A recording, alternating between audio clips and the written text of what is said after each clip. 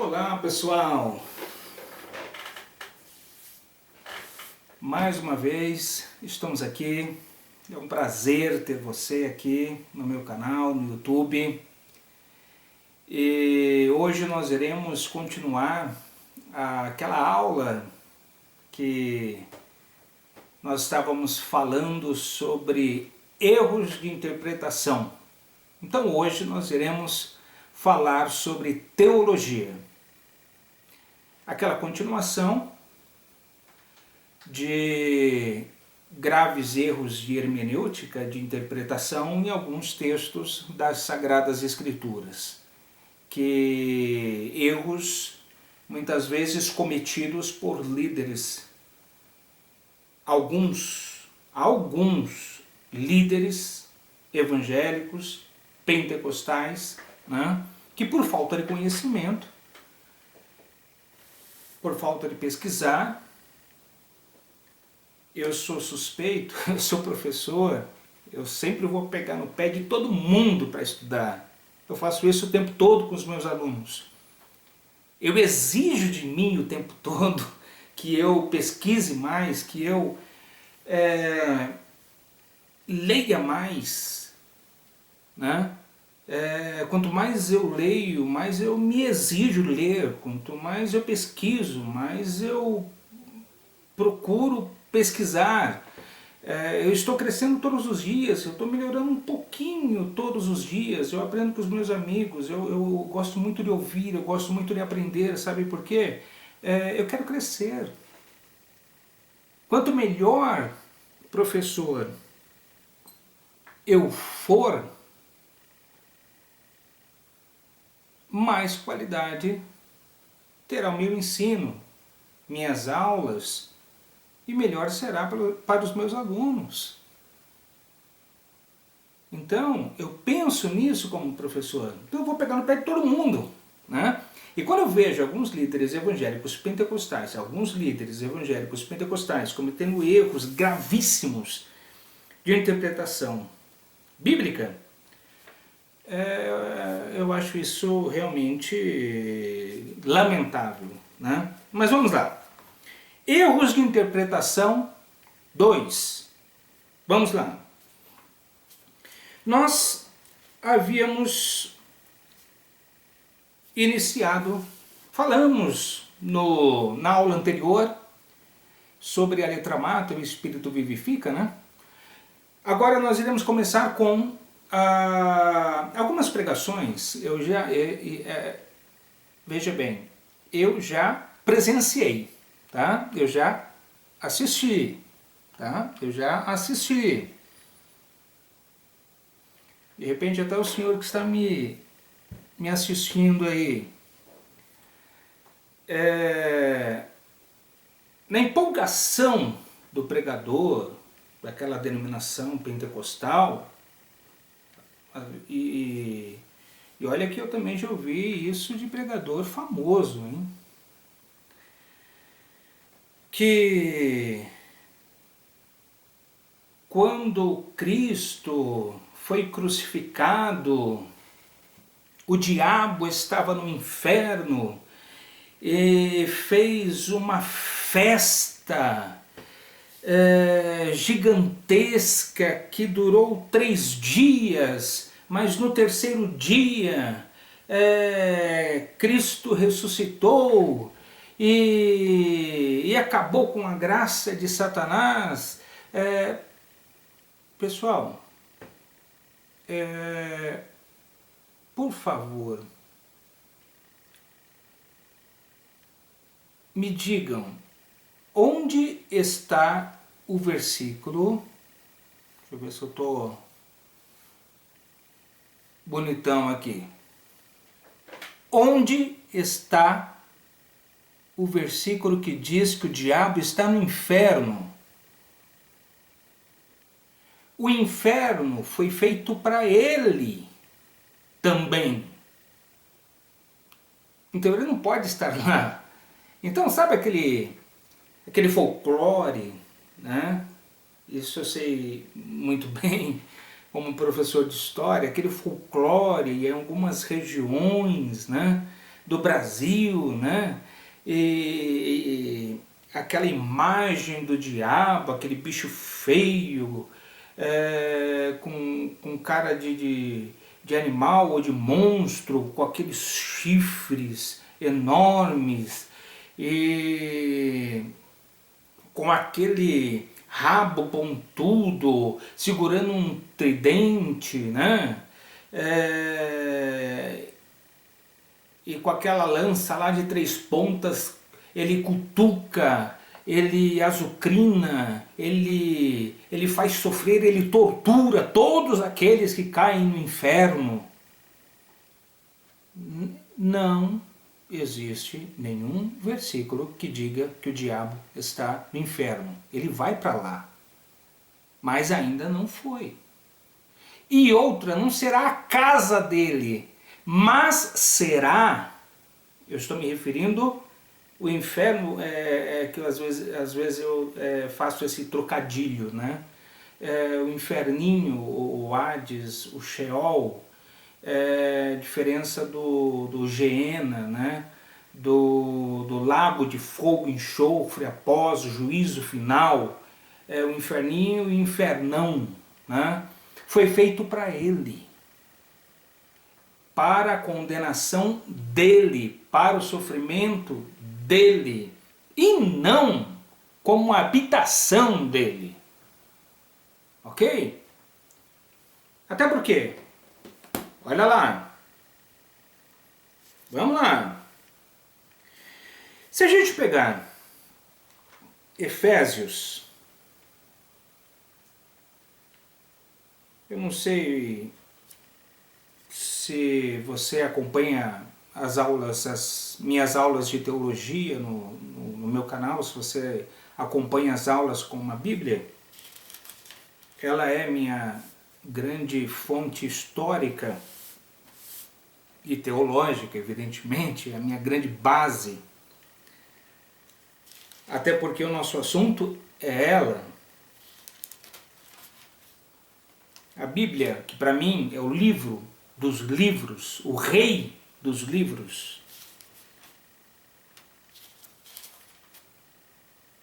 que mais uma vez eu vou repetir, mas a repetição é pedagógica. A Bíblia não é só um livro de fé, não é só um livro de religião, não é só um livro de acreditar. Ela também é uma fonte histórica. E eu, como professor de história, sei muito bem disso. Tá? Em Efésios, no capítulo 6 e o versículo 12, fala onde está o diabo e os seus anjos, no caso os demônios. Efésios 6, 12. Pois não é contra a carne e o sangue que temos que lutar, mas sim contra os principados, contra as potestades, contra os príncipes do mundo destas trevas, contra as hostes espirituais da iniquidade nas regiões celestiais. Aqui é uma referência aos demônios que estão nos ares. Eles são espíritos, então, se você estudar uma matéria chamada angelologia, alguns seminários teológicos, algumas escolas teológicas, algumas faculdades de teologia, separa angelologia de demonologia. Eu acho isso desnecessário. Se você trata de angelologia, você vai tratar dos anjos bons e dos anjos maus, os anjos caídos, que seriam os demônios, ok? Então é aqui que está o diabo e os seus anjos. Mas vamos lá. Daí lá em Apocalipse 21 e o versículo 10, está escrito, né? Apocalipse 21 e o versículo 10. Ah, deixa eu ver. Na verdade não é Apocalipse 21 não. Eu anotei aqui errado. É 20. E o versículo 10. E o diabo que os enganava foi lançado no lago de fogo e enxofre, onde estão a besta e o falso profeta, e de dia e de noite serão atormentados pelos séculos dos séculos. Isso aqui está falando, o assunto aqui é juízo final. A condenação do diabo. Então, esse papo furado de que o diabo está no inferno, a cutucar todos aqueles que caem lá, isso é papo de pregador mal informado e mal formado. Ele quer, na verdade, no ímpeto de sua inspiração na pregação, né? Ele quer ouvir os glória a Deus e aleluia da igreja, né? Ele quer empolgar a igreja e acaba cometendo este erro gravíssimo de interpretação teológica, bíblica, interpretação de hermenêutica. Separei aqui também Hebreus 12. Como eu já ouvi gente pregando isso, ensinando isso. Não que a pessoa que é cristã, que ela tenha uma religião, que ela tenha assim um padrão de moral, de princípios, e que ela quer ser exemplo, né? Eu não estou falando que ela não deva se preocupar, né? Com o que pensam as outras pessoas, já que o objetivo dela é influenciar para o bem, né? O professor, por exemplo, ele é uma figura exigida, né? Ele é um profissional que, principalmente dentro da escola ou dentro da sala de aula, é exigido do professor postura, né? Então veja bem, mas aqui não está se referindo às testemunhas, às pessoas que olham, que observam a sua vida, o bom testemunho na linguagem pentecostal. E tem um grupinho de pregadores e de ensinadores que estão cometendo esse erro. Portanto, nós também, pois, Hebreus 12, versículo 1. Portanto, nós também, que estamos rodeados de uma tão grande nuvem de testemunhas, deixamos todo o embaraço e o pecado que de tão de perto nos rodeia e corramos com perseverança a carreira que nos está proposta, olhando para Jesus, fixando os olhos em Jesus, autor e consumador da nossa fé, o qual, pelo gozo que lhe estava proposto, suportou a cruz, desprezando a ignomínia, e está sentado à direita do trono de Deus. Veja bem. Portanto, nós que estamos rodeados de uma tão grande nuvem de testemunhas, daí o pregador vai pegar e falar, tome cuidado com as pessoas que estão olhando para você, dê um bom testemunho da palavra de Deus, você é um servo de Deus que tem que ser um exemplo onde quer que você esteja, tal.